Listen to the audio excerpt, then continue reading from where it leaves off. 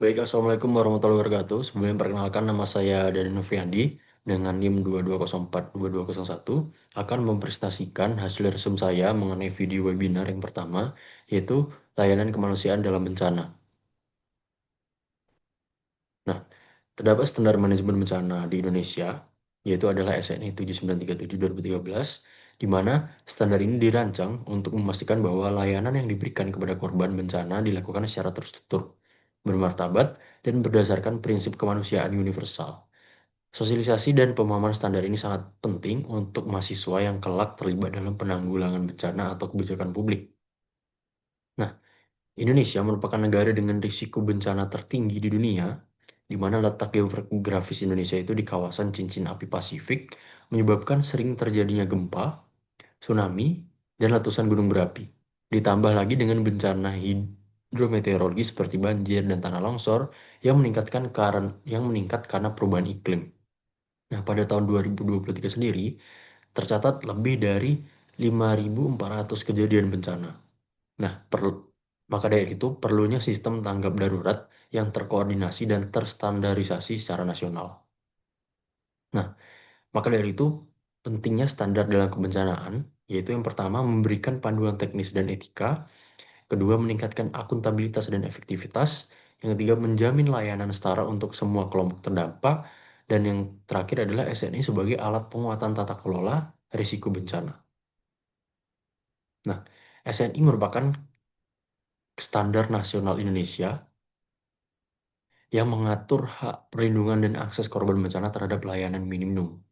Standar nasional Indonesia yang mengatur ini menjabarkan prinsip, struktur, layanan, dan kriteria umum minimum untuk memberikan bantuan kemanusiaan secara profesional dan etis. Nah, terdapat 3 tujuan SNI. Yang pertama yaitu menjamin mutu dan akuntabilitas layanan. Yang kedua melindungi korban dari layanan asal-asalan.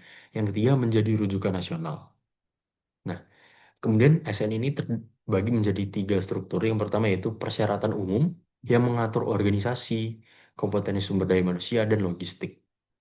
Yang kedua, persyaratan perlindungan yang mengutamakan kelompok rentan. Dan yang terakhir adalah 7 sektor layanan yang harus tersedia dalam setiap respon kemanusiaan.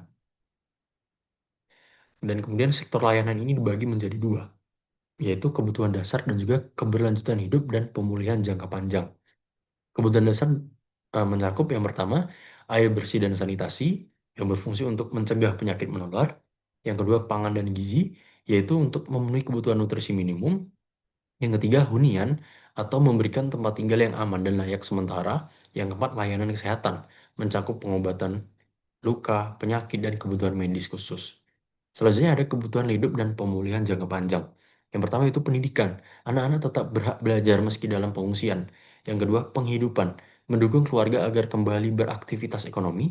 Dan yang terakhir adalah aset masyarakat atau ternak, penting bagi komunitas agraris dan pedesaan.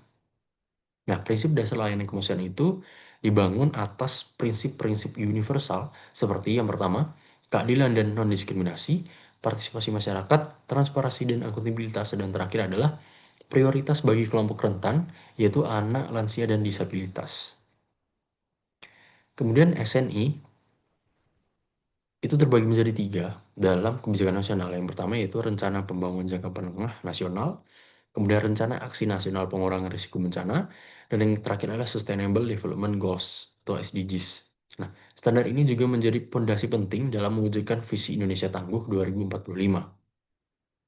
Nah, tantangan implementasi dalam penerapan SNI ini cukup banyak. Yang pertama yaitu minimnya pelatihan teknis di daerah, selanjutnya rendahnya kesadaran di kalangan penyelenggara, dan yang terakhir keterbatasan anggaran dan koordinasi, serta masih adanya bantuan yang tidak sesuai dengan prinsip.